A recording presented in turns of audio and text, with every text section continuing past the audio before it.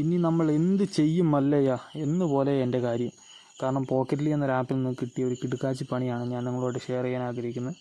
പോക്കറ്റ്ലി ആപ്പിൽ നിന്ന് എനിക്കൊരു 500 രൂപ ലോൺ പാസ്സായി. ഞാനത് അപ്ലൈ ചെയ്തു. പക്ഷേ എൻ്റെ ബാങ്ക് അക്കൗണ്ടിലേക്ക് പൈസ കയറിയതുമില്ല. 515 രൂപ ഞാൻ റീപേ ചെയ്യേണ്ട അവസ്ഥയായി. ഞാനിവരെ കസ്റ്റമർ കെയറിനെ കോൺടാക്റ്റ് ചെയ്തു.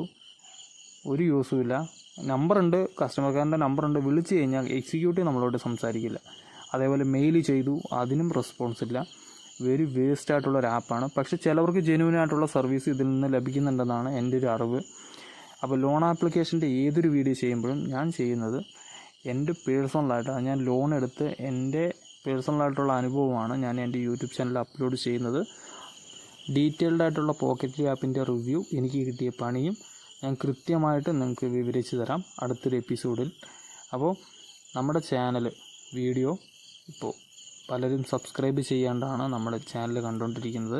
അതുകൊണ്ട് ഒന്ന് സബ്സ്ക്രൈബ് ചെയ്ത് നമ്മളിന്ന് സപ്പോർട്ട് ചെയ്യുക. അപ്പോൾ നിങ്ങൾക്ക് ഡീറ്റെയിൽഡ് ആയിട്ടുള്ള കാര്യങ്ങൾ, നിങ്ങളുടെ ഡൗട്ട്സ് എന്തെങ്കിലും ഉണ്ടെങ്കിൽ എനിക്ക് പേഴ്സണലായിട്ട് മെസ്സേജ് അയയ്ക്കുക, അല്ലെങ്കിൽ കമൻ്റായിട്ട് ചെയ്യുക. ഞാൻ അതിന് റിപ്ലൈ തന്നിരിക്കും. അപ്പോൾ എല്ലാവരും ഒന്ന് സപ്പോർട്ട് ചെയ്യുക. അടുത്ത വീഡിയോ, അതായത് പോക്കറ്റ്ലിയുടെ 2ാമത്തെ എപ്പിസോഡിൽ ഡീറ്റെയിൽഡായിട്ട് ഞാൻ എല്ലാ കാര്യം പറഞ്ഞുതരാം. Thank you.